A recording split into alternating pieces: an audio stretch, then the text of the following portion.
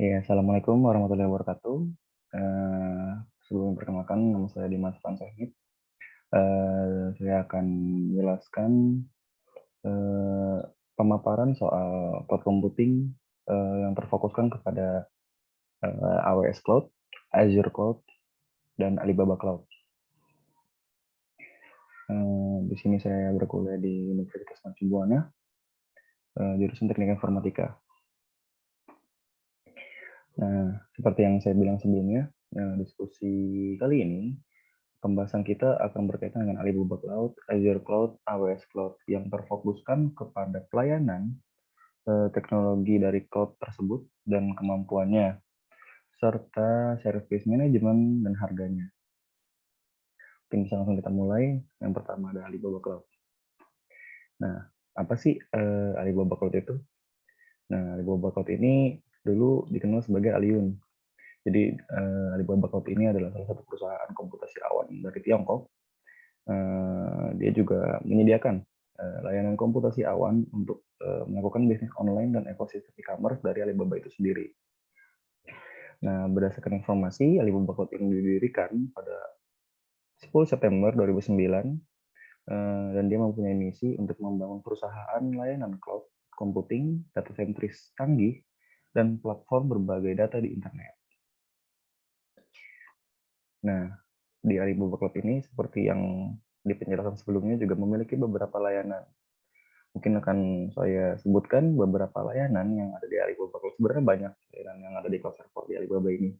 Cuma yang akan saya sebutkan hanya beberapa. Di antaranya ada penyediaan server, domain dan website, jasa database, serta pembuatan sistem jaringan.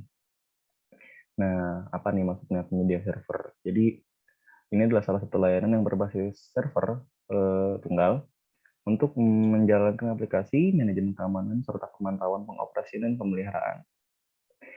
Kemudian dari domain dan website ini, jadi ini adalah layanan yang menyediakan solusi untuk hosting web yang kita punya ataupun yang akan kita buat.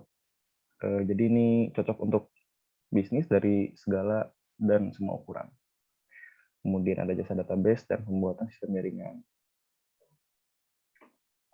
Nah, kira-kira apa ya kemampuan dari Alibaba Cloud ini serta kesesuaian pada Alibaba Cloud? Jadi Alibaba Cloud ini juga menyediakan solusi teknologi yang sangat inovatif dari segala sektor bisnis yang ada di Indonesia. E-commerce sudah pasti salah satu sektor yang digaungi oleh Alibaba Cloud. Kemudian fintech atau financial technology, terus ada industri media yang ada di Indonesia. Nah, Alibaba Cloud ini juga memiliki misi saat membangun perusahaan tersebut, yaitu mendorong dan membantu bisnis di Indonesia agar terus bertumbuh dengan memadukan sumber daya bisnis dan teknologi digital. Dan kemudian Alibaba Cloud ini juga salah satu bisnis teknologi digital dan intelijensi Alibaba Group. Dia menggencarkan strategi hybrid cloud dengan jajaran produk hybrid cloud terbarunya dan hybrid cloud partner program untuk semakin membangunkan kompatibilitas keamanan, kesesuaian skalabilitas serta kehandalan Alibaba Cloud. Kemudian ini adalah harga dan service manajemen yang ditawarkan oleh Alibaba Cloud. Jadi yang pertama ini adalah salah satu contoh harga ya dari layanan Alibaba Cloud. Jadi yang gambar pertama ini yang sebelah kiri atas itu adalah Simple Application Server atau SAS. Nah, untuk operasi Windows. Ada juga untuk operasi Linux, mungkin nanti bisa langsung dicek aja di web Alibaba Cloud-nya langsung. Kemudian gambar yang kedua ini juga salah satu service manajemen dan harganya yang ditawarkan oleh Alibaba Cloud. Jadi gambar yang kedua ini adalah layanan ECS Cloud Server atau Elastic Cloud Server. Kemudian yang ketiga ini adalah layanan database yang disediakan oleh Alibaba Cloud juga, yaitu Aspara DB. Merupakan database relasional cloud natif dengan elastisitas dan keandalan yang tinggi. Nah, berikut adalah daftar harga layanan yang diberikan oleh Alibaba Cloud itu sendiri. Untuk informasi lengkapnya bisa langsung dicek di website Alibaba Cloud itu sendiri. Nah, kemudian kita lanjut kepada Azure Cloud. Apa sih Azure Cloud? Jadi Azure Cloud adalah rangkaian layanan cloud computing yang terus berkembang untuk membantu organisasi menghadapi tantangan bisnis. Jadi dalam Microsoft Azure ini kita semua dibebaskan untuk membangun, untuk mengelola, juga menyebarkan perangkat lunak pada jaringan lokal yang masif menggunakan tools seperti dan frameworks gitu. Apa aja sih pelayanan yang disediakan pada Azure Cloud ini? Cukup banyak. Jadi ada App Service, Notification Hubs, Azure Search, Machine Learning, Virtual Network, IoT Hub, Application Insight, Scheduler, dan masih banyak layanan yang lainnya. Nah, apa kemampuan dari Azure Cloud ini serta kesesuaiannya pada saat ini? Jadi kemampuan Azure Cloud ini salah satunya adalah platform kuat dan praktis. Jadi dengan Azure Cloud ini kita dapat memindahkan aplikasi yang sudah kita punya ke cloud atau awan. Jadi pengembang Anda dapat membuat aplikasi dan layanan baru menggunakan teknologi yang sudah mereka ketahui dan percaya. Gitu. Kemudian salah satu kemampuan yang lain dari Azure Cloud ini adalah fleksibilitas. Jadi kita dapat mengerjakan beberapa hal secara seksama. Makanya Microsoft Azure ini dapat memberikan kita ketangkasan untuk dapat memanfaatkan berbagai macam aplikasi perkakas pengembangan, kemudian manajemen layanan otomatis, dan pusat data global untuk merespon lebih cepat terhadap kebutuhan konsumen. Kemudian kemampuan dari Azure Cloud yang lain adalah penyederhanaan dan pendekatan. Jadi developer kita nih sudah menguasai banyak bahasa, sehingga jadi si developer ini nggak perlu lagi mempelajari bahasa baru. Dengan adanya Microsoft Azure ini, mereka dapat menciptakan dan mengatur aplikasi dan layanan menggunakan bahasa yang sudah mereka kuasai seperti Java, PHP, atau C++, C, Python, dan lain sebagainya. Nah, kesesuaian dari Azure Cloud ini pada saat zaman sekarang, saya mengambil satu poin, yaitu resource elasticity. Jadi maksudnya apa dari resources elasticity ini? Kita dapat melakukan penyesuaian resource yang dibutuhkan secara real time oleh suatu aplikasi berjalan. Jadi contohnya kayak misal ada suatu aplikasi yang memiliki traffic-nya tinggi tapi pada waktu-waktu tertentu. Nah, contohnya kayak aplikasi pemilu KPU. Makanya dari akan hal tersebut tentunya pasti kebutuhan resource akan sangat tinggi tapi pada saat tertentu saja. Kemudian ini adalah harga dari service manajemen yang ditawarkan oleh Azure Cloud. Yang pertama ini adalah salah satu layanan juga dari Azure Cloud yang namanya Azure Storage. Jadi ada berbagai tipe harga dan varian ya. Ada yang 0,0081 per GB per bulan sampai yang 1,54 dolar per bulan. Tergantung kesesuaian kita, kebutuhan kita apa. Kemudian yang gambar kedua ini adalah salah satu layanan juga yang disediakan oleh Azure Cloud, yaitu Cloud Service. Jadi ini harganya juga bermacam-macam ya, ada yang 14,60 dolar per bulan, ada yang 8,4 dolar per bulan gitu. Jadi banyak layanan dan harga-harga yang disediakan oleh Azure Cloud juga, tapi saya hanya memberikan dua, jadi bisa dicek aja langsung selengkapnya ke web yang berkaitan gitu. Kemudian AWS Cloud. Nah, apa sih AWS Cloud? Biasanya AWS Cloud ini yang paling familiar dari service yang ada. Jadi AWS adalah Amazon Web Service, suatu platform cloud yang menyediakan lebih dari 200 layanan global dari pusat data. Jutaan pelanggan termasuk beberapa startup dengan pertumbuhan tercepat, perusahaan terbesar, dan lembaga pemerintah terkemuka menggunakan AWS untuk memangkas biaya menjadi lebih sigap serta berinovasi lebih cepat gitu. Nah, di AWS Cloud juga pasti memiliki beberapa layanan yang sama seperti cloud service sebelumnya. Salah satunya ada pada layanan cloud computing. Nah, Di AWS ini pada bagian layanan cloud computing AWS terdapat EC2, EC2 atau Elastic Compute Cloud, kemudian Lake-Sail, Elastic Beanstalk, EKS atau Elastic Container Service for Kubernetes, dan AWS Lambda. Kemudian layanan yang ada pada AWS Cloud yaitu migrasi data. Nah, jadi pada migrasi data ini terdapat DMS ya, atau Database Migration Service. Kemudian SMS, Server Migration Service, serta Snowball. Jadi fungsi dari migrasi data ini buat memindahkan data secara fisik dari pusat data center dan Amazon Web Service gitu. Kemudian layanan yang berikutnya ada pada AWS Cloud yaitu keamanan. Jadi keunggulan dari AWS Cloud ini juga ya, Amazon Web Service menjaga keamanan dan privasi dari semua kegiatan yang penggunanya lakukan gitu. Kemudian pada AWS Cloud juga terdapat layanan untuk penyimpanan data. Jadi AWS ini menyediakan Amazon Glacier, Amazon Elastic Block Store atau EBS, dan AWS Storage Gateway.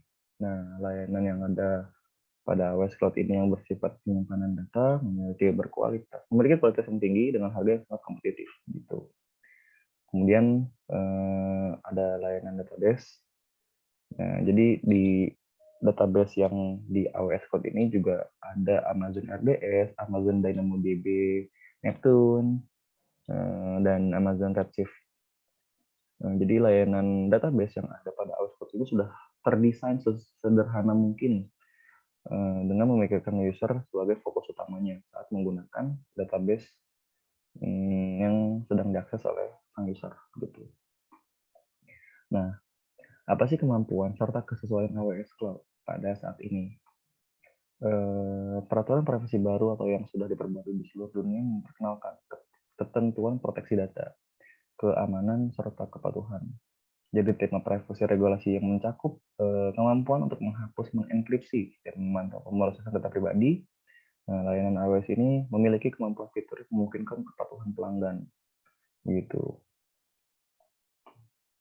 Nah, ini juga salah satu harga dan service manajemen yang ditawarkan oleh Amazon Web Service. Nah, jadi ini nama layanannya adalah AWS Support. Jadi ada 3 ya, ada pengembang, ada bisnis, ada perusahaan dengan harga yang berbeda-beda. Dimulai dari pengembang 29 USD, 29 US dollar atau kemudian ada di bisnis lebih besar dari 100 US dollar, kemudian sampai ke level tertinggi yaitu perusahaan lebih besar dari 15.000 US dollar dengan benefit yang berbeda-beda. Jadi layanan AWS Support ini digunakan untuk sang user jika ingin mencari keunggulan atau keuntungan lebih dari member yang biasa gitu. Jadi ketika kita menggunakan layanan support AWS yang perusahaan, itu sudah pasti akan memiliki benefit atau keuntungan yang lebih banyak gitu. Nah, dari ketiga cloud service yang sebelumnya saya jelaskan dari Alibaba Cloud, Microsoft Azure, kemudian AWS atau Amazon Web Service itu sudah pasti memiliki pro dan kontra. Di antaranya dari Alibaba Cloud sendiri terdapat pro kontra yaitu Alibaba Cloud dapat tumbuh dengan cepat dan kuat. Alibaba Cloud juga memiliki banyak layanan, kemudian fitur keamanan yang sangat baik, dan paket harga yang terjangkau serta dekat dengan masyarakat. Tapi Alibaba Cloud ini memiliki